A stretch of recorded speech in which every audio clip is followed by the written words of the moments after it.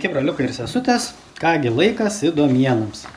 Ir kokiųgi aš įdomienų iš to terariumą prisiklausiau. Nuogi prisiklausiau labai tokių įdomienų. Viena iš tų įdomienų jau čia senai sklando, žodžiu, kad jau jinai ir kartuojasi ten pastoviai, žodžiu, elniai zombiai. Zombiai, elniai, jie ten, žodžiu, Amerikoje tai iš vis jau visi elniai yra susirgę zombių ligą, jie ten, žodžiu, vaikšto po mišką, patys nežino ko, žodžiu, visi ten, aš nesuprantu, ar jau jie ten su žaizdom kažkokiom, ar kažkokie, žodžiu, nieko nereaguoja, tralele, bet lyg tai nėra jie ten kažkokie labai agresyvūs ar kažkas tai tokia, bet jau, žodžiu, irgi sako, kad jau tiem amerikonam jau tie dundukai visi, sako, neikit, nes jau čia ta zombių liga gali ten persiduoti ir žmonėms, žodžiu, jau labai jinai ten mirtina, 100% mirtingumas ir tralele ir panašiai. Nu ir kągi jie čia siekia. Vienas dalykas, tai tuo dalyku jie, aišku, išnaikino, sakykime, daug tų gyvūnų, sakykime, ne gyvūnų laukinių, tai elnių, tai elniai, aišku, bado atveju, jeigu kas nors susimedžiotų elnę, tai jau turbūt netrumpą laiką galėtų ir prasimaitinti. Nu, kadangi jau tų elnių nebebus, tai nebus kom prasimaitinti. O kitas dalykas, jau apskritai žmonės atpratina, kad vaikščiotų į mišką kažkur, tai kad kuo toliau būtų nuo gamtos, nes jau miške yra, aišku, irgi labai pavojinga, nes gali užsikrėsti zombiais. Čia kaip Antės daina, zombija atrieda atidunda. Nu ir su tai zombiais čia dar ne viskas. Dar, žodžiu, yra irgi planuoja viską, čia planuoja tiem 25 metam, nes labai man net juokinga. Žodžiu, 25 metais jau planuojama yra zombių apokalipsė. Apokalipsė, žodžiu, planuojama dėl ko jinai planuojama. Ogi dėl to, kad yra tokia, žodžiu, ten terariume, tokia naujiena, žodžiu, kad terariume, kur žmonės ten terariume suskiepijo, žodžiu, tie nevidono, sakykime, klapčiukai, visokie daktarai ten ir tralele. Nu ir, žodžiu, ten jiem priskiepijo ten kažkokių tai patogenų, ten Marburgo visokių lygų, dar ten visokių, žodžiu, nu ir ten ir žodžiu, tie patogenai visokie, sakykime, yra jau dabar uždaryti kažkokiuose dėžutėse mažuose ten tam organizme suleisti pas to žmonės, kurie paskiepyti. Nu ir dabar jau ruošiasi 25 metais paleisti kažkokią 5G signalą ir tą signalą, žodžiu, atrakins tas visas dėžutės ir tie žmonės iš karto užsikrės tais visais patogenais. Nu ir pataps, aišku, komgi jie pataps. Jie nepataps ligoniais, ne. Jie pataps visi zombiais. Ir kuomgi pasižymės jie, kad jie pataps zombiais. Ogi jie pasidarys durni, nes nebeveiks jų ten, žodžiu, smegeninė, bet ir pasidarys labai agresyvus ir labai norės kandžioti, žodžiu. Nu ir, žodžiu, tas ir ta Marburgo liga, ir ten dar visą kitą šusnis kitokių visokių lygų, juos ir, žodžiu, persidavinės per tą įkandimą arba per kažkokį kitokį, žodžiu, kontaktas ar skyšių kažkokį apsikeitimą tarp žmonių. Nu va, tai, žodžiu, netgi čia ir Amerikos buvo ten, kad tas CDC kažkoks jau senai buvo paskelbęs, kad ten prie Pernės 101 zombie apokalipsis, jo. Oi, tai sako, apokalipsis, tai man visai čia sunkiai sako. Nu, bet žodžiu, kai jau jie senai jau ten planavo, žodžiu, matyt, jau norėjo pagazdinti žmonės prieš tą 2012 metų pasaulio pabaigą. Nu, bet dabar prisiminė ir dabar vėl gazdina, žodžiu, apie tą zombių apokalipsėse. Nes, nu, kaip čia be zombių dabar, tiek filmų prikurta, tiek serialų, o ims ir nebebus tų zombių, tai nebus labai gerai. Nu, kasgi dar čia tokio įdomesnio irgi įvyko. Ogi, žodžiu, Ispanijos gynybos ministrė, kažkokia ten, žodžiu, Margarita, sako, kad artimiausių arba vidutinių laikotarpių, žodžiu, Rusija tikrai užpuls vieną iš NATO šalių. Nu ir kokiu tikslu galėtų jin taip sakyti? Nu, aš galvoju, kad yra ten tam terariume keletas tų nevidono tikslų. Vienas dalykas, tai kad laikyti žmonės baimėje, kad to gavachėlio, kaip sakant, daugiau pasirinktų. Kitas dalykas, kad žmonės galvotų, kad, nu kaip jie dabar, jie be valdžios, kad jie neišgyvens, žodžiu, jeigu jau užpuls ten Rusiją ar kažkas, kad valdžia yra labai reikalinga. Tai, žodžiu, su tokiais gazdinimais, aišku, tie nevidono tarnai savo reikalingumą labai pateisina. Nu ir aišku, dar trečias tas dalykas, kad lengviau tada yra priiminėti visokius įstatymus, kad iš žmonių dar daugiau atimti visokių teisių, laisvių ir apskritai bet kokios ten žmogiškos gerovės. Ir įvesti kuo dar didesnę diktatūrą. Nu va, kas čia dar dabar?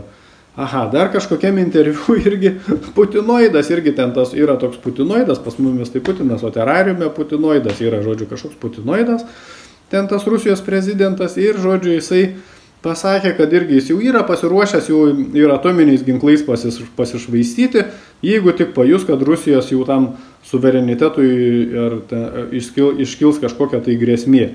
O ta grėsmė, tai žodžiu, iš visų pusių ten jiem kyla, nes ten ir ispanai, ir prancūzai, ir švedai, žodžiu, visi jau ten ruošiasi kariauti su ta Rusija, tai be grėsmės jau dabar kaip ir niekaip nebeišgyvensi. O dar kas buvo tokia kitokia iš kitos serijos dar įdomiena, kad, pavyzdžiui, Fox News jau Amerikos ten kanalas pranešė, kad maisto prekės pabrango 25 procentais nuo 2019 metų. Nežinau, už kur jie tai pigiai nusiperka tas maisto prekės, kad tik tai 25 procentais pabrango. Aš kiek žinau, kad pabrango viskas maždaug dvigubai iš tikrųjų. Tai pagal mano antrininko čia pasakojimus, aišku. Nu, bet pas juos pabrango tik 25 procentais, tai dar, sakyčiau, visai, kaip čia sakykim, padoriai, sakyčiau, dar pamanom. Taip, kas dar, pasirodo, žiūrėkit, pastoviai, žodžiu, tie Nevidono tarnai rengia visokius summitus. Nu, tipo summitais jie vadina to savo susirinkimų, žodžiu, planavimo visokius. Ir dabar vyko netgi toks Global Digital Summit.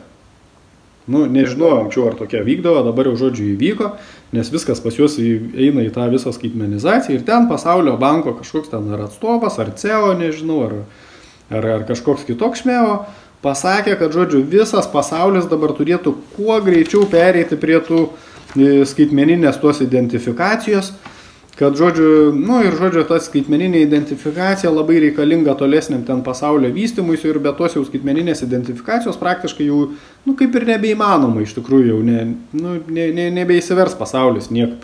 Nu, žodžiu, irgi visur eina ta propaganda iš visų kampų. Čia dundukam, aišku, viskas skirta, nes normalų žmonės supranta, kad čia yra tų, sakykime, Nevidono tarnų ten tas planas. Nu ir kągi toliau iš to Nevidono plano dar galime paminėti, kad yra tas jų, sakykime, pagrindinė strateginė būstinė, tai tas pasaulio ekonomikos forumas.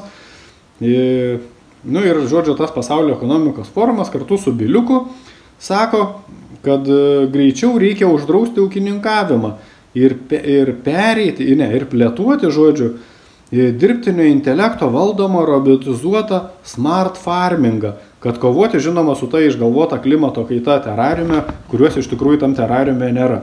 Pas mus planetos Žemės, tai aišku, tas klimatas keičiasi, o terariume tai ten nėra kaip keistas, taigi ten viskas yra po kupolu, ten neįmanoma, kad tas klimatas kažkaip tai keistusi, ar ten šiltėtų, ar šaltėtų, ar dar kažkas tai atsitiktų.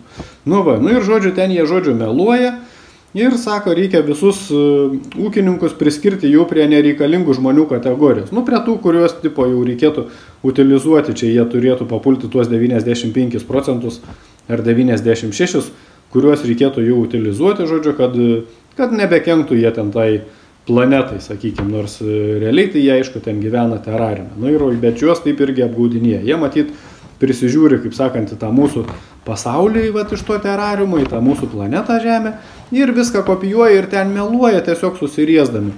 Kai tik prasižiūrė, tai ir žino, kad iš karto bus kažkoks tai melas. Nu ir ką dar pasakė tas Biliukas, kad, žodžiu, tas smart farmingas jau, kur su dirbtiniu intelektu turėtų būti ir net pavadinimą turi kaip ten Farm of the One. Tai reiškia, kad vienas žmogus reikalingas tik tai visam ūkiui, žodžiu, aptarnauti, o viską ten, žodžiu, reguliuos ir darys ten tas dirbtinis intelektas, o ten žmogeliukas tik taip, suprantu, mygtukus paspaudinės ten prie kompiuterio gal vieną kitą kartą ir viskas. Ir, žodžiu, viską daugiau darys jau robotai ir su dirbtiniu intelektu.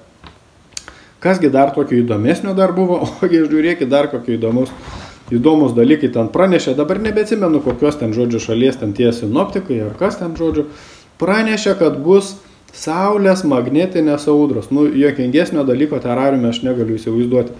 Saulė ta lemputė, kuri ten šviečia, žodžiu, ir skraido, jinai pasirodo terariume gali sukelti ten magnetinės audras. Nu ir jie pasakė, netgi jau numatavo, kažkaip labai įdomu, orų nesugeba pas mumis, pavyzdžiui, planetoj Žemėj toliau kaip 3 dienas į priekį numatyti, ten pastoviai keičia tas prognozes. Ir, nei nenustato. O terariume, pavyzdžiui, sinoptikai nustato netgi Saulės audrų jau lygį. Įsivaizduojat, koks lygis. Jie, žodžiu, nustatė, kad kovo 16 bus vidutinio lygio jau ta Saulės audra, o jau, žodžiu, kovo 21, 22 ir, pavyzdžiui, kovo 27, 28 jau aukšto lygio, didelės ten bus tos audros. Nu, nežinau, kaip ten jos pasireikš. Ar tai jau, žodžiu, elektra dings, ar internetas ten nebeveiks, ar apskritai mašinas net nebeužsives. Nu, žodžiu, perspėja visus ir jų pratina, žodžiu, ten tuos terariumo dundukus prie tų visų saulės visokių magnetinių audrų.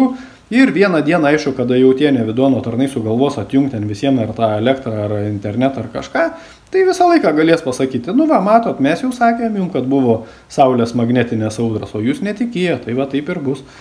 Aha, kasgi dar iš to terariumo tų įdomienų, ogi dar yra tokia įdomiena, kad Turkija, žodžiu, baigia pastatyti jau 2 laivus jau Ukrainai.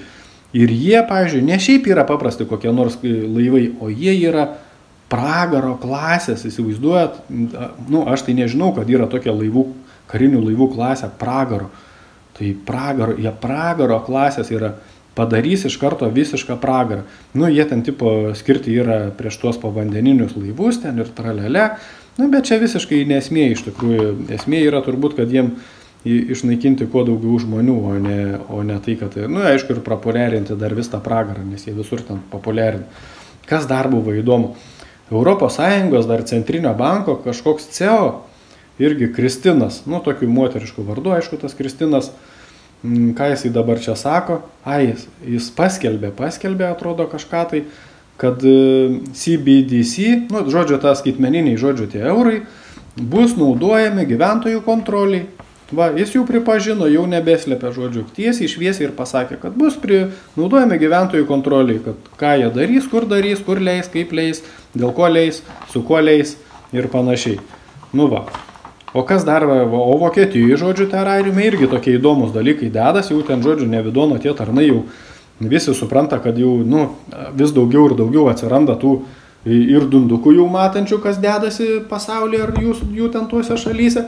Ir pradėjo jau irgi ten to Bundestago aptverimo ir griovių aplink jo kasimo darbą, žodžiu. Nu, kaip amerikonai ten apsitvėrė savo tos baltuosius rūmus ar ten kažką, tai žodžiu, ar kongresą, nežinau. Tai dabar jau ir Vokietija irgi jau jie nusprendė apsitverti, jau sakykim, kad, nu, kaip ir turėtų būti žmonių atstovai, taip visur, ne, ar ten tuose Bundestaguose, ar ten kongresuose, ar Seime pas mumis, bet, žodžiu, nu, visur, žodžiu, jie jau, ta valdžia, kaip sakant, jau tie nevidono tarnai, jau jie supranta, kad jie nėra jokie atstovai, jokie jie ten valdžia kažkokio, tiesiog jie tarnauja nevidonui, o žmonėm, aišku, tas nepatinka dalykas ir tada, aišku, jie visi puola iš karto apsitverti nuo žmonių.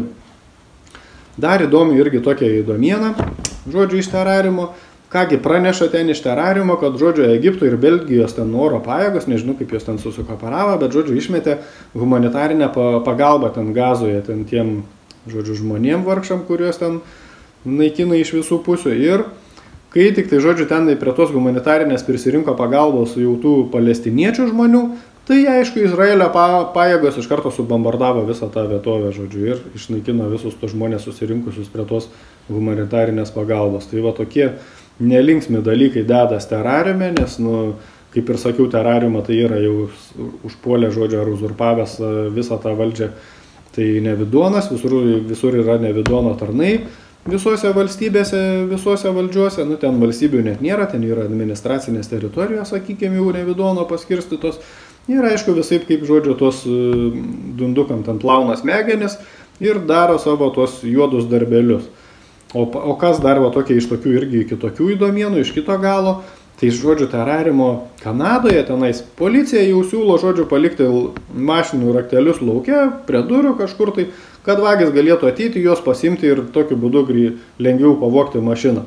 Nu, iš vienos pusės tai atrodo aišku, kad žmonės labiau turėtų rūpinti savo gyvybę ir sveikatą, o ne tai, kad mašina.